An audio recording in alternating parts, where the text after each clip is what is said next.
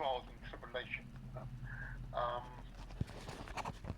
and the situation now with your housing, which is, I think, critical, that you're now in temporary accommodation, which means that you have to pay close attention to what's going on here. So, let me see what we can do. I'll have a word with Abu. I need to have a word with him because I do think that those there in the community, Brethren and others, should be providing even greater support to you. I'm not You're getting going the through this. support. I'm not getting it.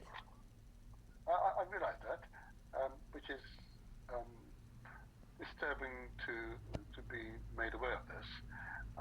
What I will do, as I say, I need to have a word with him on this point and see what we can do about it. But let's come back to yourself, though. Um, is it where you're living now?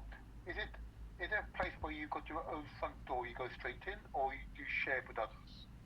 No, no, it's like a communal door. I'm up the stairs, so I come straight into the property. I come straight to my door. I have my own front key, but you know, I come up. I'm on six. I'm flat six, so you come up the stairs, I understand. and Yes, that I even understand. not conducive for me because if I have load, it's very hard. I need to be somewhere flat. Then when I came in here, I know that's past, but I have to, let you know. When I came in here, it was mice infested. I don't even see the mice anymore. I saw a bed bug and it was cold. Yeah, my social worker helped me to raise concerns. Then they came and fixed the radiator. Then it was gone again. So I was here in a period that my body was shaking. So eventually somebody said to me, "Go and get a heater," which I did. I raised the concerns, about the coldness in particular with my health condition. And I raised concern, and they turn it down. And in the reason they turn it down, they said somebody came here on the 20th of July, on the 20th of January, and there was heat in here. I did not leave here on the 20th of January because I have my appointment at the Lewisham Hospital on the 21st. So these people are basically returning to say, because I was given the schizoaffective disorder, they said not that I say is the truth. So I don't know when this schizoaffective disorder began to affect me that I don't know myself anymore from being the person who you met to where I'm at now. So every complaint I raise, for example, I'm having somebody trolling me, physically calling me, called again last night, and there are others. I contacted the police. I was given a request number to send the recording. Nobody has contacted me, but all they're interested in is trying to stitch me up about malicious communication. When I do certain things, I know what the laws are. Yeah, I don't go beyond the laws. But they took my phone away from me. I had to be going to court whilst I was in the Maudsley. Then they dropped the case, the police dropped the case for the 2nd of June when I was arrested. And then afterward, the Housing Association also dropped the case. So I need legal attendance as well because twice I was the person represented me took me out, left me. First one, I was in court when an email was sent that they're off the case. The second one, I was tricked, entrapped to say that I had actually done the antisocial behavior because the person said to me, the barrister said to me, a black barrister, that no judge would give me the opportunity. So I had to accept and then she would represent me. What did they do afterward? Because they were stitching me up, left me in the lurch. So I was left again without representation. Nobody will take my case, so I don't know what you can do about that. That's why I need another platform, different from my own, because they're not taking me serious. Okay. But you've not appeared on Galaxy, though. Sorry? Galaxy. You've not previously appeared on Galaxy this time. No. I only like Abu will make recordings. So if I can have a space with somebody like you, I don't mind contributing. Mm. Okay. Let me this.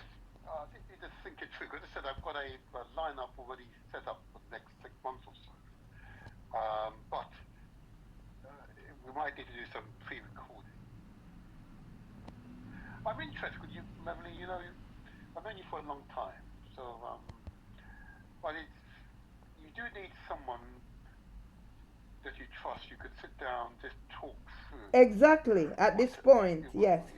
yes, that's what you need. But so I would hope that people like Apple, Birdleg and others would arrange that for you, because they're ideally placed to do so. Okay, ask them. You say that you did need a person from the community who was a counselor. Listen, Um, listen. uh-huh. The first time I came to prominence was when No, no, no, Rastafari no, no. Birdlegs featured me on his Black Perspective at Elim House. Okay. That's where I meet Andrew, who published my book. I've been trying to get, he didn't even charge me. He took me No, over to Birmingham to a Beverly, book show and whatever. Beverly, I don't go to no, that's that. So I think if you could reach out to them again, say, look, you need a counselor, someone who you can just sit down and talk, because they will help you Martin, manage your I used to go, whatever, advocating with Carl Grant. That's where I was featured when Extinction Rebellion. So I don't know how much reaching out I should reach out. Now I need somebody to reach out and help me because I've supported everybody in the community. Now is my time to get the support. Because if I don't get I agree. support, I'm gonna die. Because I don't know if I have cancer, why they were gonna do an operation, and then to cancel the operation, to cancel my appointment at the last time, that's not nice. So I need my voice to be heard. Okay. So I've this is been where I come. there with. No, listen, Beverly, hold on. That's what I'm saying. That's why I was interested to know Abu, who is very much in the community. That's what he does. He should be the person that next time you go to the doctor, that he would accompany you.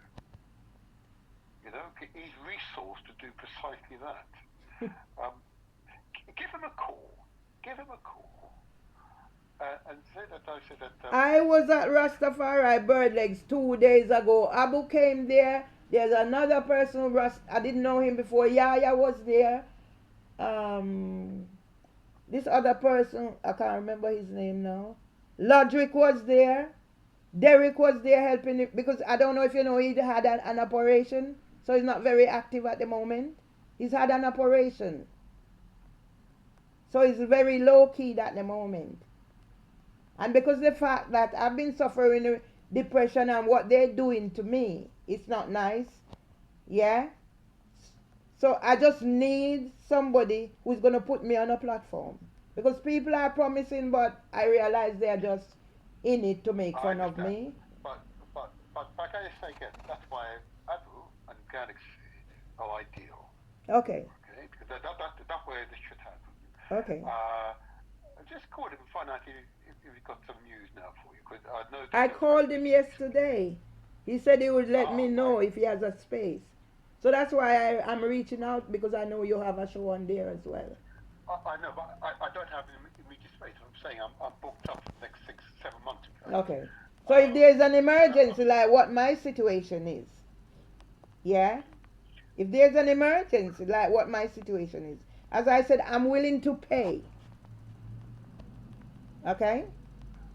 I understand, but it's not the monetary side. I'm really focused on, but I've got a schedule set up already. I've made promises with people just they've got their dates in their diaries. You see what I mean? So okay. It's not straightforward for me. But Apple now and Galaxy are better placed than I am. They're better placed than I am. Okay. So maybe now I will have to be thinking of taking a different pathway into doing this myself. As I'm said, I'm being silent, but I am capable enough of taking a different pathway, and then make my implicit knowledge explicit about why I'm in this place. Today is Saturday, and I'm in this place. I haven't eaten in how many days, and what my community, as I said, Rastafari Birdlegs, Abu has done some production for me, and when I was in the hospital, Rastafari Birdlegs was there 24/7 because he said, because I'm on my own, he knows what the system is like, and if nobody's coming around me, they would get their ways. He's been supporting me 24/7 because sometimes when I get a hot meal, I have to go down to his house to have it. On Christmas Day, I walk from New Cross to Peckham to Rastafari Birdlegs to get a meal because I don't have the facility. My things are in storage. I don't have clothes. That's how I'm living, like a tramp. And the system are there trying to beat me down, trying to silence me, trying to push me over the edge. I'm reaching out for the last time, and then I'll take matters in my hand. The same way how the ambulance service cannot call me anymore because they know if they call me anymore, they're going to be in deeper trouble than what there is.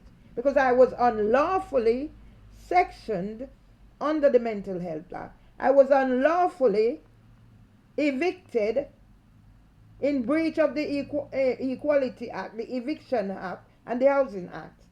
Yeah? I've reached as far as reach out to the Reverend Rose Hudson Wilkin. I've reached out to my MP. I've reached out near and far. So now I will have.